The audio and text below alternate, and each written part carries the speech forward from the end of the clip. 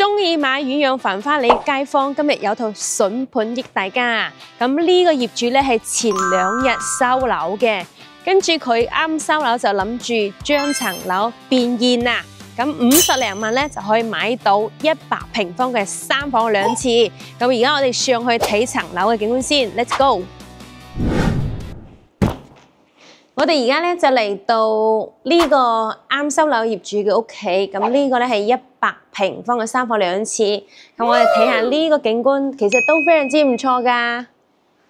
咁呢個單位咧又係睇我哋嘅泳池景觀嘅啊。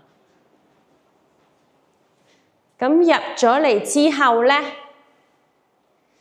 就係我哋嘅餐廳同客廳嘅位置。咁我哋而家直情入廚房望一望先。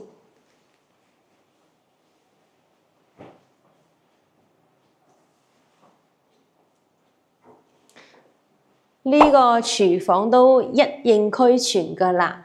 咁收咗樓買翻啲家私電器就可以入住噶啦。啊，入邊咧就仲有3房2個廁所，我哋入去參觀下先。咁呢個咧就係我哋嘅客廁啦，做翻個淋浴屏啊就可以使用噶啦。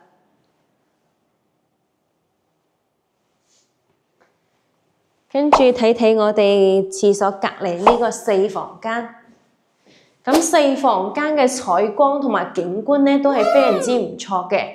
咁我哋攝影師可以過嚟望一望啊！呢一邊咧就係望別墅區嘅，睇翻我哋嘅別墅。跟住其他2間房咧就係睇翻我哋嘅泳池景咯，睇園林啊泳池咯。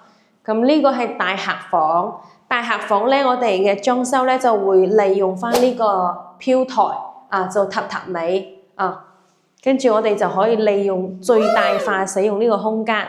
咁跟住睇翻個景觀啦，個景觀都非常之唔錯嘅，睇泳池，跟住有一線魚塘景，跟住再睇下我哋嘅主人房，主人房套廁嚟嘅。咁主人房個廁所採光咧，都非常之唔錯噶。咁主人房其實望出去咧，個景觀都 OK 嘅。啊，睇翻我哋嘅別墅區，望翻我哋嘅別墅區。咁再睇下我哋嘅房間。當然啦，100平方嘅房間咧，佢多咗個廁所，主人房就會窄少少嘅。但係擺一個訂製衣櫃，擺一個尾白床，即係6尺長，都非常之足夠。同埋我哋呢個景觀咧，其實都唔差咯。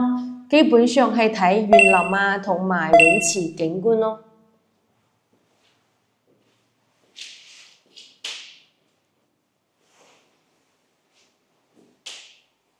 咁呢個單位咧，我哋就全部睇晒啦。如果大家有需要嘅情況下咧，就可以 PM Annie 去了解下。咁呢一套總價 total 咧係50零萬啊，未夠60㗎。咁我哋如果有需要嘅話，再傾啦。下集見，拜拜。